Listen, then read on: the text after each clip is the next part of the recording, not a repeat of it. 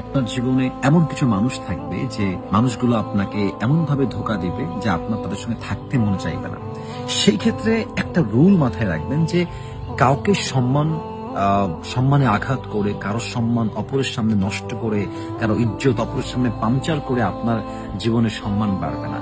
যদি আপনি নিয়ত করেই ফেলেন যে আপনি এই সম্পর্কে থাকবেন, হতে পারে ফ্রেন্ড সার্কেল রিলেশনশিপ, হতে পারে হাজবেন্ড ওয়াইফ রিলেশনশিপ, হতে পারে কোন কোম্পানির আপনার জব, আপনার বস, যেখানেই হোক, যেখান থেকে আপনি টোটালি আপনার ইচ্ছা পাকাপোক্ত যে আপনি এখান থেকে লিভ নিচ্ছেন, এর মানে এটা নয় যে আপনি সে বন্ধুর সম্পর্ক নষ্ট করার পরে আপনি তার ইজ্জত, তার সম্মান সমস্ত কিছু রাস্তার ধুলায় মিশাই দিবেন, তা নয়।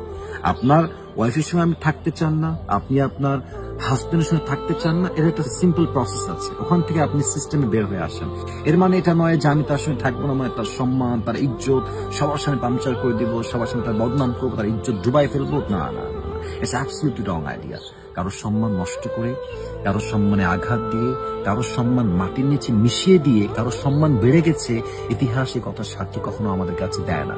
অতএব মাথায় রাখতে হবে, যেখানকে লিভ নিতে চান সুস্থ মাথায়, ঠান্ডা মাথায়, ইজ্জতের সাথে, সম্মানের সাথে, সবার সম্মানকে বজায় রেখে লিভ নেন। আপনার ইন ফিউচার সুন্দর হবে, আপনার আগামী ভবিষ্যৎ সুন্দর হবে ইনশাআল্লাহ তাআলা।